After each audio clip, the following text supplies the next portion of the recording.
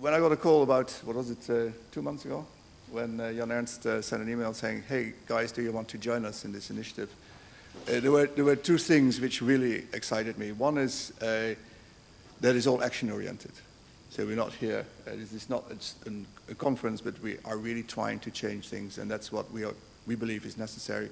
And the second, of course, is that apart from business and Wetlands International, the cities are involved, because we increasingly believe that cities have an enormous role to play in the future, as we know that there are more people living in cities than in rural areas. Cities become extremely more important. What I would like to do, because we don't have a lot of time, just flip a little bit through what I believe is why we are here in the World Business Council. Just to say the World Business Council, not everybody knows this, there are some 200 companies behind us, and as you can see from the logos, they are the biggest companies in the world, which believe that sustainable development is one of the values which they'd like to develop. Out of these, some 30 companies have joined what we call Water Leadership Group. They're really driving the water issue. So even though, Jane, we are not there yet, there is a lot of energy in the room to drive this, and although admittedly that energy starts to get more traction more recently. And one of the reasons why that is the case is I say jokingly, and it is not that jokingly, if you see the World Resource Group issued this paper around water shortages, and behind the Water Resource Group is McKinsey. Now, if McKinsey is telling the story that, hey guys, hey, there is a real true water lack, the boardroom listens. So, apart from the fact that they have to pay lots of money to get them into the boardroom, but that's something on the side. So what is it about? Why does it trigger the mindset in the boardroom? And it's about the last one. There may not be enough water for everybody, so we have to start to see allocation measures. How can we reallocate the water between nature, between humans, and between the economy? So then you start to think about, all right, why is business, what is the business? Depends on water. And here you see an attempt of us to illustrate why water is so important for business, starting from a hydropower dam in upstream towards a processed water unit for industries, etc. So there is a dependency of water for the business, but we also impact it. So there is this realization that we depend on it and we impact it. So really trying to do something about it is more complex than just saying, well, hey, there is an issue here and we'll try to do it.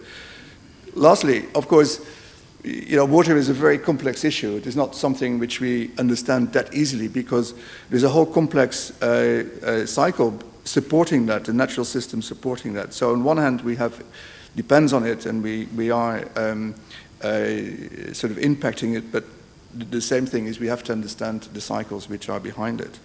So, but this conference is all about, wetlands. Why are wetlands so important? So, in one way, there's this the driver for green infrastructure, and Wim Kuijkers said it already, and I think the deputy mayor of the city of Rotterdam said the same. If there are more cost-effective measures to manage the water, why are we not doing that? And one of the things is, why is the money not flowing from the potential beneficiaries, cities or businesses downstream to upstream?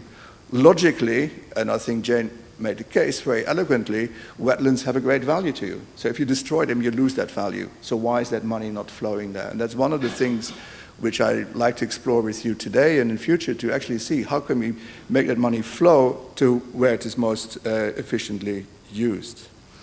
Just a case that, lots of people say, well, business is not doing enough, but business is doing something quite in different parts of the world in different ways. This is Mondi, a forestry company in South Africa, has mapped where they have the forestry plantations, where the others are being, others using that, mapping that in negotiation, seeing how much is used. And they're already invested in converting sort of wasted agriculture land in a nice wetland which actually regulates the water so that the forest and the other users can use it. So it is not that complex. You made the point that in the Netherlands it's very complex, but outside it isn't that complex as long as there's a realization that it creates value. But, business is a very funny thing. You know, it is, they manage their things very methodologically. Normally, when businesses are managing their water issues, they go through a normal quality cycle, they assess, they look, and etc., find the solution and monitor the impact. So if you want to work with business, you have to understand their mindset. This is a very logical and structural way to get the investment flowing. Well, let me go straight to this one. But if you see and try to look at these novel solutions, which go beyond trying to find the solutions within the fence, but you look more, that what we see happening is that in order to do that, you need strong collaborative process and integration. You cannot really, as a business in its own, be trying to find solutions if you go beyond the fence line. So now you're planning and triggering points. Business likes to think long term. So what is going to happen in that watershed in the terms of 10, 15 years from now? Because if they understand that, if there's a tipping point, there's a much more easier rationale for action now. Certainly, we need to understand better what the outcomes are from our activities, how perhaps market-based approaches like valuing ecosystems and services, how do they work? If I invest in an upstream wetland, there's benefits, say there is much more water available. Is there certain guarantees that I get these benefits go to me or not? So how that flow of money is going, I mean, there is, if it's more cost efficient, it will go, but at least it has to find and structure in which it can done.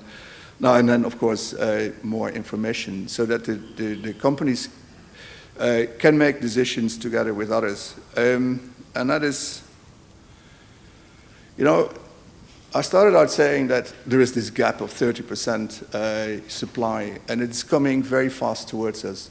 Now, if we take flooding, if we take the other issues here, so, hey guys, we have to do something. Stop talking. Let's really try to address it, because there's a serious issue out there. So we really have to move fast, and that's my message to you in the round table. You know, we're here, at least the World Business Council is here to listen to you and work with you to actually to drive the action on the ground and scale it. We're, sorry to say, not that interested in actions which not really help us to address this issue, because there is a huge crisis looming. So let's do something. But we also know we cannot do it alone, and that's why we're happy to be part of this discussion, and that you know, we all have to row in the same direction. We cannot do it alone, so let's do it. Let's have a very good and fruitful table discussions. We're feeding back where we're coming, and let's try to see whether we can drive action, and specifically in, to me, what seems to be obvious. Wetlands have a great value. Why are we destroying them? I mean, that's so simple. So try to find things that we can actually revert that. The business community is really happy to be part of that debate. Thank you.